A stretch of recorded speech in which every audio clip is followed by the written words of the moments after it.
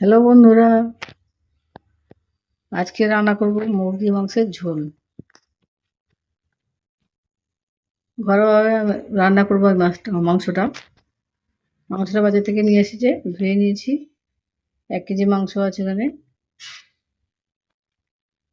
প্রথমে আমি হলুদ দিয়ে নুন দিয়ে একটু ম্যারিনেট করে কিছুক্ষণ জন্য রেখে দেবো। করতে হবে বাদবাকি মশলা আমি এই জন্য করে নেবো, যে মশলাগুলো লাগবে সেই মশলাগুলো আমি রেডি করে নেবো।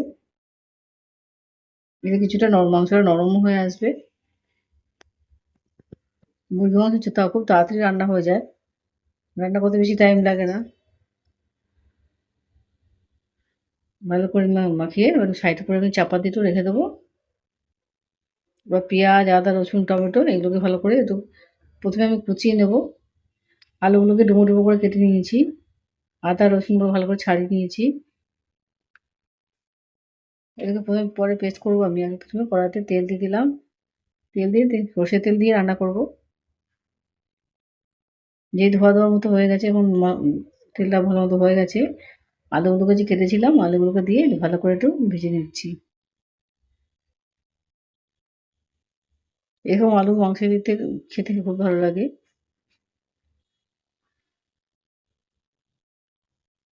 মিডিয়াম আছে আস্তে আস্তে করে আলুগুলোকে ভেজে নিতে নিতে মশলাগুলোকে আমি রেডি করে নিচ্ছি।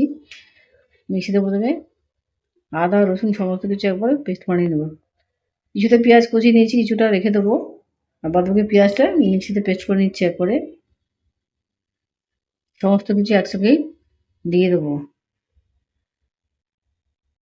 পেঁয়াজ, আদা রসুন টমেটো, এর মধ্যে কিছুটা গোটা গরম মশলা আছে, এর মধ্যে গোটা গরম মশলাও দিয়ে দেবো। ভালো গন্ধ বেরোবে। আর পরে আর গরম মশলা না দিলেও চলবে।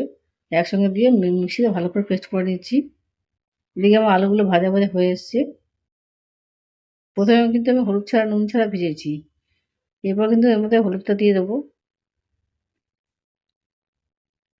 আগে কিন্তু মাখিয়ে নিয়ে পরে কিন্তু দিলাম। এতে কী হবে, তেলটা কিন্তু ভালো মতো গায়ে ছিটকাবে। রান্না করতে গেলে গায়ে ফুটবেও না, কিছু হবেও না। তেলের মধ্যে এই সময় যদি একটু হলুদ দিয়ে দেন, ভালো মতো রান্না হয়ে যাবে। ভালো মতো রং ধরবে যেমন আলুতে, তেমন কড়ার মধ্যে তেলটা খুব নরম হয়ে আসবে, গায়ে লাগবে না। রান্না করতে খুব সুবিধা হবে। আলুগুলো আমার ভাজা ভাজা হয়ে এসছে, আমি এগুলো আলুগুলোকে তুলে নিচ্ছি।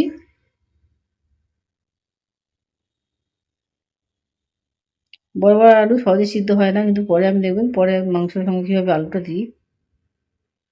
এবার ফোড়ন দিয়ে দিচ্ছি, আমি জিরা ফোড়ন দিয়েছি। আপনারা জিরা তেজপাতা লঙ্কা ফোড়ন দিতে পারেন, গোটা লঙ্কা ফোড়ন দিয়ে দিতে পারেন।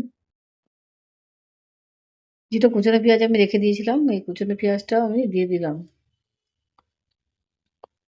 দিয়ে ভালো করে একটু ভেজে নেবো। একটু ভাজা ভাজা হয়ে আসলে আবার চিকেনগুলোকে আমি দিয়ে দিচ্ছি। তো চিকেনগুলোকে নুন হলুদ মাখানোই ছিল, এর মধ্যে দিয়ে আবার একটু ভাজা ভাজা করে নিতে হবে। খুব সহজে দেখবেন এই চিকেনটা খুবই নরম হয়ে যাবে, যেহেতু ম্যারিনেট করা ছিল। এবার এই তেলের মধ্যে একটু ফ্রাই করে নিচ্ছি।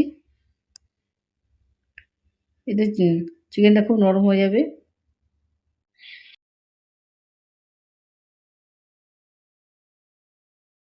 আপনারা বাড়িতে কীভাবে রান্না করেন দেখুন, আমাকে কমেন্টে জানাতে পারেন। এভাবে রান্না করলে কিন্তু মাংসের স্বাদটা খুব ভালো আসবে।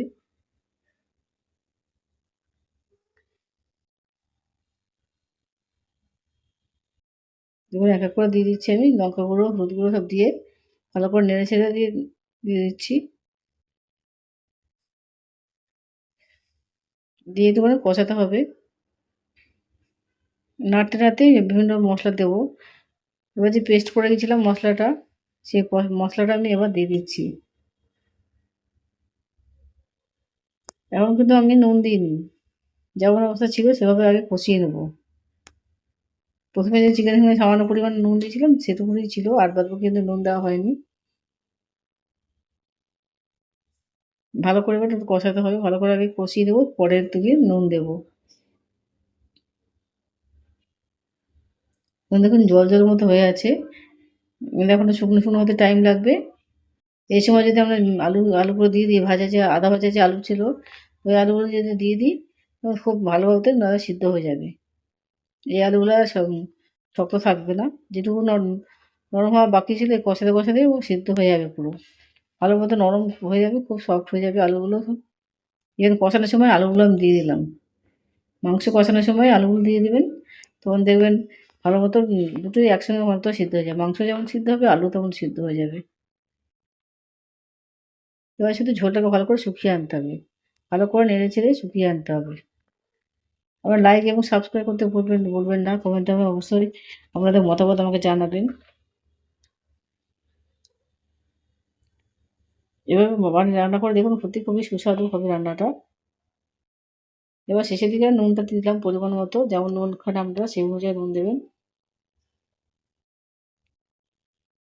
আজকে এই মাংসটা দিয়ে ঝোল বানাবো। সবসময় তো কষা কষা খেতে ভালো লাগে না, মাঝে মাঝে একটু ঝোল বানালেও খারাপ লাগবে না খেতে।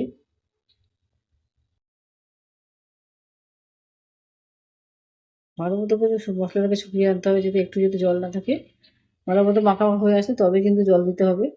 আপনারা জলটাকে আলাদা করে গরম করে নেবেন, একদম ঠান্ডা জল দেবেন না, একটু সামান্য পরিমাণ জল গরম করে নেবেন। তো যেমন সুন্দর রান্নাটা হয়েছে। এবার কিন্তু ওই জলটা দিয়ে দিলাম, সামান্য করে গরম করে রেখে দিয়েছিলাম আমি পাশে, এই জলটাকে দিয়ে দিলাম। ভালো করে একটু নাড়িয়ে ছেড়ে দেবেন, দিয়ে কিন্তু এই সময় ভালো করে নেড়ে ছেড়ে একটা ঢাকা দিয়ে দিতে হবে। গ্যাসের আঁচটা একটু মিডিয়াম থেকে কমিয়ে দেবেন, ঢাকা দিয়ে রাখবেন যতক্ষণ না সিদ্ধ হচ্ছে, কিছুক্ষণ কমিয়ে চাপা দিয়ে রেখে দেবেন। এখন রেডি হয়ে গেছে আমার চিকেনের ঝোল, খেতে অপূর্ব, গরম গরম পরিবেশন করুন, সবাইকে খাওয়ান।